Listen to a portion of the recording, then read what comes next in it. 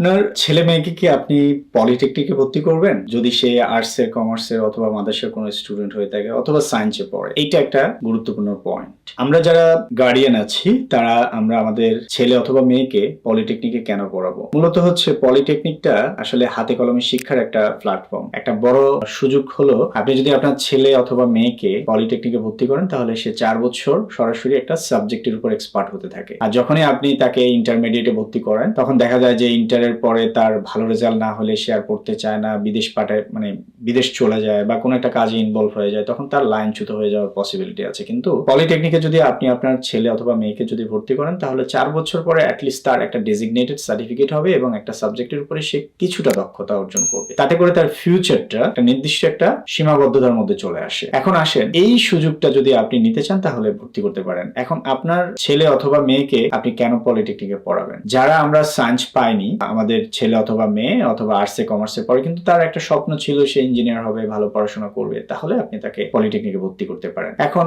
মাদ্রাসার স্টুডেন্ট হলেও ভর্তি হতে পারে। জেনারেলে অনেক আগে পড়াশোনা করে বন্ধ করে দিয়েছে, এখন আবার চাচ্ছে ইঞ্জিনিয়ারিং এ ব্যাক করতে, পলিটেকনিকে পড়তে পারে। এইভাবে আপনারা গার্ডিয়ান হিসেবে ডিসিশন নিতে পারেন। তবে একটা কথা গুরুত্বপূর্ণ, যদি সায়েন্সে ভালো করে এবং ইন্টারমিডিয়েটে ভালো আছে তাহলে সরাসরি সে বিএসসি তে পড়তে পারে। এখন অ্যাজ এ গার্ডিয়ান হিসেবে আপনার দায়িত্ব হচ্ছে আপনার সন্তানকে একটা সুস্থ প্ল্যাটফর্ম দেওয়া যাতে করে সে ভালো করে পড়াশোনা করতে পারে। প্রাইভেট পলিটেকনিক গুলোতে এনভায়রনমেন্ট এখনো নতুন, তারা ডে বাই ডে ডেভেলপ করছে, কিন্তু পাবলিক পলিটেকনিক গুলোতে চান্স পেলে অত্যন্ত ভালো হবে। আর নর্মালি সায়েন্স ব্যাকগ্রাউন্ড ছাড়া যদি আর্টস, সায়েন্স, কমার্স ব্যাকগ্রাউন্ডের হয়ে থাকে তাহলে তারা অনায়াসে পলিটেকনিকে সিলেক্ট করতে পারে এবং এটাই তাদের একমাত্র মাধ্যম হচ্ছে পড়াশোনা ইঞ্জিনিয়ারিং সেক্টরে শুরু করা। গার্ডিয়ানরা যারা আছেন তারা ডিসিশন নিতে পারবেন আশা করি এই ভিডিও দেখে। ধন্যবাদ সবাইকে।